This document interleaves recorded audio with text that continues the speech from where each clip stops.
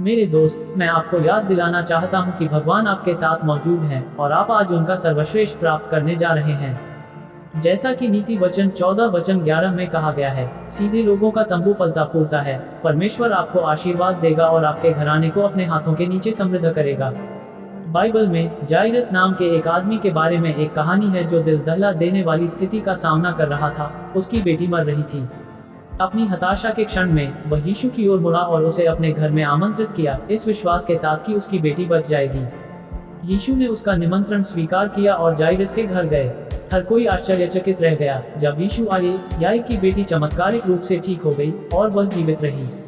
पूरी बाइबल में यीशु की परिवर्तनकारी शक्ति के बारे में कई कहानियां हैं। जब वह उन लोगों के घरों में दाखिल हुआ जिन्होंने उसे आमंत्रित किया था, तो आश्चर्यजनक चीजें हुई।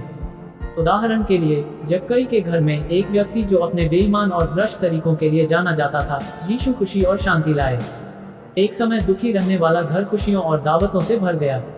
इसी प्रकार जब परमेश्वर ने आदम और हव्वा के लिए घर बनाया, ये समृद्धि और प्रचुरता का स्थान था जहां भोजन या संसाधनों की कोई कमी नहीं थी।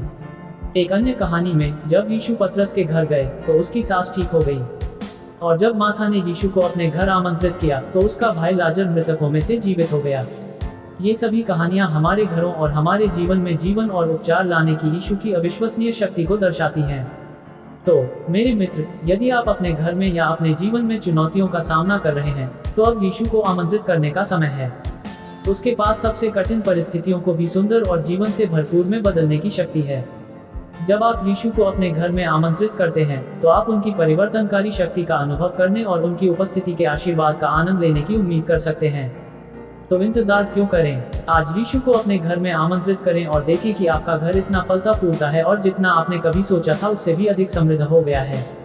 प्रार्थना। प्रिय भगवान, मैं अपना घर आपको अर्पित करता हूँ, ये जानते हुए कि आप सभी अच्छाइयों और आशीर्वादों का स्रोत हैं। मैं प्रार्थना करता हूँ कि आप आएं और मेरे घर में निवास करें।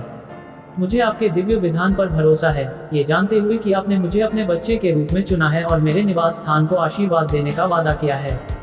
मैं प्रार्थना करता हूं कि आप मेरे घर को भौतिक और आध्यात्मिक दोनों रूप से समृद्ध करेंगे और आप मुझे और मेरे प्रियजनों को अच्छा स्वास्थ्य, सभी नुकसान से सुरक्षा और सभी नकारात्मक प्रभावों से मुक्ति प्रदान करेंगे। मैं विनती करता हूं कि आप मेरे घर पर अपनी शांति और खुशी बरसाएंगे और मेरे जीवन में चमत्कार करेंगे। मैं प्रार्थना करता हूं कि आप अपनी शक्तिशाली आत्मा से मेरा घर स्थापित करेंगे। यीशु के नाम पर मैं प्रार्थना करता हूं। आमीन।